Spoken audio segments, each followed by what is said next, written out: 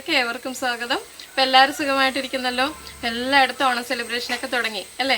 അപ്പോൾ ഇന്നത്തെ റെസിപ്പി എന്ന് പറയുന്നത് നമ്മുടെ ഓണമായിട്ട് ബന്ധപ്പെട്ടിട്ടുള്ളതാണ്.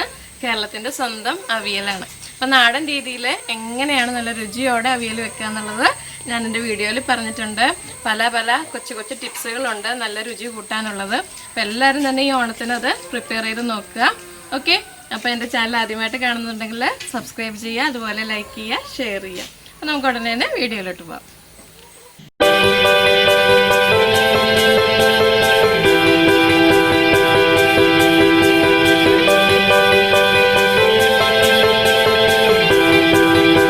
നമുക്ക് അവിയൽ ഉണ്ടാക്കാൻ തുടങ്ങാം. അപ്പോൾ നമുക്ക് അവിയലിന് വേണ്ടിയിട്ടുള്ള ഇൻഗ്രീഡിയൻസ് എന്തൊക്കെയാണെന്ന് നോക്കാം. അപ്പോൾ ആവശ്യത്തിന് നിങ്ങളുടെ കയ്യിലുള്ള വെജിറ്റബിൾസ് എടുക്കാം. അപ്പോൾ ഞാനിവിടെ എടുത്തിരിക്കുന്നത് 2 ക്യാരറ്റ് എടുത്തിട്ടുണ്ട് നീളത്തിലരിഞ്ഞ്, പിന്നെ കോവൽക്ക അതും നീളത്തിലരിഞ്ഞ്, വെള്ളരിക്ക, പിന്നെ ഒരു മുരിങ്ങാക്കോൽ എടുത്തിട്ടുണ്ട്, പിന്നെ ചേന എടുത്തിട്ടുണ്ട്, 6-7 ബീൻസ് എടുത്തിട്ടുണ്ട്, ഉരുളക്കിഴങ്ങ് ഒരു വലിയ ഉരുളക്കിഴങ്ങ് എടുത്തിട്ടുണ്ട്, പച്ചക്കായ എടുത്തിട്ടുണ്ട്. പിന്നെ പുളിക്ക് വേണ്ടിയിട്ട് ഞാനിവിടെ യൂസ് ചെയ്യുന്നത് പച്ച തക്കാളിയാണ്. അപ്പം നമ്മൾ പുളി വെള്ളം ഒഴിക്കും തോറും ചിലപ്പം അവിയലിൻ്റെ കളർ ചേഞ്ച് ചെയ്യാൻ ചാൻസ് ഉണ്ട്. അപ്പോൾ പച്ചത്തക്കാളി നിങ്ങളുടെ കയ്യിലുണ്ടെങ്കിൽ അതെടുക്കുക. ഇനി നമുക്ക് ആവശ്യമുണ്ടെങ്കിൽ അല്പം വെള്ളം ഒഴിക്കാം, പുളി വെള്ളം ഒഴിക്കാം. പിന്നെ 4 പച്ചമുളകാണ് എടുത്തിരിക്കുന്നത്. അപ്പോൾ ഇത് നല്ല എരിയുള്ള മുളകാണ്, അതുകൊണ്ട് 4 എടുത്തു. അതേസമയം പിരിയൻ മുളകൊക്കെ ആണെന്നുണ്ടെങ്കിൽ 6 നമുക്ക് യൂസ് ചെയ്യാം. പിന്നെ വെളിച്ചെണ്ണയാണ് എടുത്തിരിക്കുന്നത്. വെളിച്ചെണ്ണയായിരിക്കും എപ്പോഴും ടേസ്റ്റ്. ആവശ്യത്തിന് ഉപ്പ്, പിന്നെ ഒരു 1/2 മുറി തേങ്ങ എടുത്തിട്ടുണ്ട്, പിന്നെ മഞ്ഞൾപ്പൊടി 1/2 ടീസ്പൂണ്, ചെറിയ ജീരകം 1/2 ടീസ്പൂണ്, ഒരു 2 അല്ലി ചെറിയ അള്ളി വെളുത്തുള്ളി എടുത്തിട്ടുണ്ട്. പിന്നെ നമ്മുടെ ചുവന്നുള്ളി ഒരു 7 ചുവന്നുള്ളിയാണ് എടുത്തിരിക്കുന്നത്. അപ്പം ഇത്രയും ഇൻഗ്രീഡിയൻസ് ആണ് നമുക്ക് അവിയൽ ഉണ്ടാക്കാൻ വേണ്ടത്. അപ്പം ഞാനിവിടെ ഒരു ചട്ടി വെച്ചിട്ടുണ്ട്. ഇതിലോട്ട് വെളിച്ചെണ്ണയാണ് ഒഴിച്ചിരിക്കുന്നത്. വെളിച്ചെണ്ണ ചൂടാകുമ്പോഴത്തേന് നമ്മൾ അരിഞ്ഞു വെച്ചിരിക്കുന്ന പച്ചക്കറികളൊക്കെ ഒന്ന് എടുത്ത് വാട്ടിയിട്ടെടുക്കാം.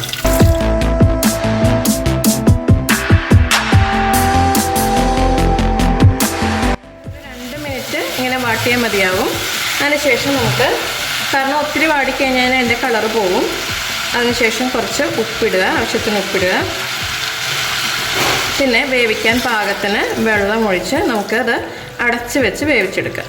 ഇപ്പോൾ കുക്കറിൽ ചെയ്യണമെന്നുള്ളവർക്ക് കുക്കറിൽ ചെയ്യാം. ഇതെല്ലാം കൂടി ഇതുപോലെ തന്നെ ചെയ്തിട്ട് ഒരു വിസിൽ അടുപ്പിക്കുക. ഒരു വിസിലിന് ശേഷം ഓഫ് ചെയ്യുക. എന്നിട്ട് നമുക്കിതുപോലെ എടുക്കാം. പക്ഷേ കുക്കറിൽ വെക്കുന്നതിലും ടേസ്റ്റ് എന്ന് പറയുന്നത് നമ്മളിങ്ങനെ ചട്ടിയിൽ വെച്ച് വേവിച്ചെടുക്കുന്നതായിരിക്കും. അപ്പം എളുപ്പം നമുക്ക് ചെയ്യണമെന്നുണ്ടെങ്കിൽ കുക്കറിൽ ചെയ്യാം. അപ്പോൾ ഞാനിത് അടച്ച് വയ്ക്കുകയാണ്. അടച്ച് വെച്ച് നമുക്കിത് വേവിച്ചെടുക്കാം. അപ്പം നമ്മൾ പച്ചക്കറികളെല്ലാം വേവിക്കാൻ വെച്ചിട്ടുണ്ട്. അപ്പോൾ അതൊന്ന് വെളിച്ചെണ്ണയിൽ വാട്ടിയിട്ട് നമ്മൾ വേവിക്കാൻ അടച്ചു വെച്ചു. അപ്പോൾ ഇനി നമ്മൾ ചെയ്യേണ്ടത്, നമ്മളെടുത്ത് വെച്ചിരിക്കുന്ന തേങ്ങയും അതുപോലെ മഞ്ഞൾപ്പൊടിയും ജീരകവും വെളുത്തുള്ളിയും കൂടെ ഒന്ന് കല്ലിൽ ചതച്ചിട്ട് വരാം. ഇൻ കേസ് കല്ലില്ല എന്നുണ്ടെങ്കിൽ മിക്സിയുടെ ചെറിയ ജാറിൽ ഒരു ചെറുതായിട്ടൊന്ന്, അതായത് അരഞ്ഞു പോകാത്ത വിധത്തിൽ ഒന്ന് ചതച്ചെടുക്കാം. ഓക്കെ, ഇനി നമുക്കൊന്ന് നോക്കാം. ഇപ്പോൾ പച്ചക്കറികളൊക്കെ ഒരു പാതി വേവായിട്ടുണ്ട്. ഈ സമയത്ത് നമുക്ക് അരപ്പ്, അതായത് തേങ്ങയും ജീരകവും മഞ്ഞൾപ്പൊടിയും വെളുത്തുള്ളിയും കൂടെ, വെളുത്തുള്ളി 2 അല്ലിയേ ഇട്ടിട്ടുള്ളൂ, അപ്പോൾ അതും കൂടി ചേർത്തത് ഇതിലോട്ടിടാം. പിന്നെ കുറച്ച് കറിവേപ്പിലയും കൂടി ഇടുന്നുണ്ട്.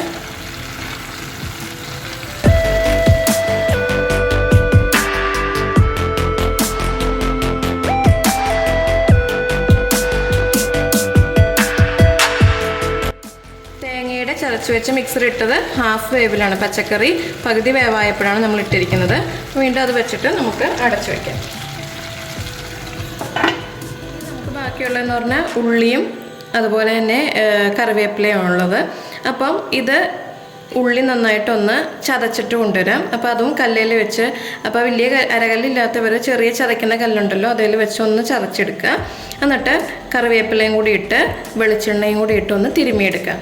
അപ്പോൾ ഉള്ളി ചതച്ചിട്ട് കുറച്ച് കറിവേപ്പിലയും നമ്മുടെ വെളിച്ചെണ്ണയും കൂടി ഇട്ടൊന്ന് തിരുമ്മിയെടുക്കാം. കഷ്ണങ്ങളൊക്കെ നന്നായിട്ട് വെന്തിട്ടുണ്ട്. ഞാനപ്പോൾ സൈഡിൽ നിന്ന് എടുത്ത് നോക്കിയായിരുന്നു. എല്ലാം നല്ലപോലെ വെന്തിട്ടുണ്ട്, വെള്ളമൊക്കെ വറ്റി വന്നിട്ടുണ്ട്. ഈ സമയം നമുക്ക് ഉപ്പും അതുപോലെ തന്നെ പുളിയൊക്കെ നോക്കാം. അപ്പം ഉപ്പ് അല്പം കുറവായിരുന്നു, ഞാൻ ഉപ്പിട്ടിട്ടുണ്ട്. പിന്നെ പുളി അല്പം ആവശ്യമുണ്ട്. ഇപ്പം ഞാൻ 4 പച്ച തക്കാളിയാണ് ഇട്ടത്. 1 ടീസ്പൂണോളം പുളിവെള്ളം ഒന്ന് ഒഴിച്ചു കൊടുക്കാം. എന്നിട്ട് നമുക്ക് ആവശ്യമുണ്ടെങ്കിൽ മാത്രം പിന്നെ ഒഴിക്കാം.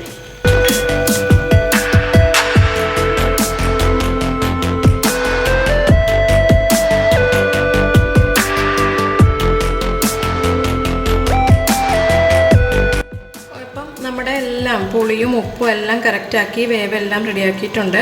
ഇനി കുറച്ച് വെള്ളം, ചിലവർക്ക് ഇങ്ങനെ തന്നെ ആയിരിക്കും ഇഷ്ടം, അല്പം വെള്ളം കിടക്കുന്നതായിരിക്കും ഇഷ്ടം. അപ്പം ഡ്രൈ ആക്കി എടുക്കണമെങ്കിൽ കുറച്ച് നേരം ഒന്ന് വെച്ചെടുക്കുക. അപ്പോൾ അതിക്ക് മുന്നേയായിട്ട് നമുക്ക് ലാസ്റ്റത്തെ കുറച്ച് പരിപാടിയും കൂടിയുണ്ട്. അതായത് നമ്മൾ ഉള്ളി ചതച്ചെടുത്തതാണ് ഇതിലോട്ട് ഇട്ട് കൊടുക്കുക. അപ്പോൾ ആ ഉള്ളിയുടെ ടേസ്റ്റും കറിവേപ്പിലയുടെ ഫ്ലേവറൊക്കെ വന്നിട്ട് നല്ലൊരു ടേസ്റ്റ് കിട്ടും നമ്മുടെ അവിയലിന്. ഒന്ന് മിക്സ് ചെയ്ത് കൊടുക്കാം.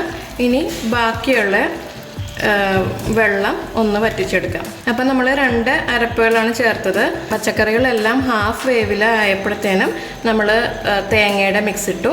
അതിനുശേഷം ഫുൾ വേവായിട്ട് നമ്മളുടെ ഉള്ളിയും എണ്ണയും കറിവേപ്പിലയും കൂടി ഇട്ടു. ഇനി നമുക്ക് ബാക്കിയുള്ള വെള്ളവും കൂടി ഒന്ന് വറ്റിച്ചെടുക്കാം.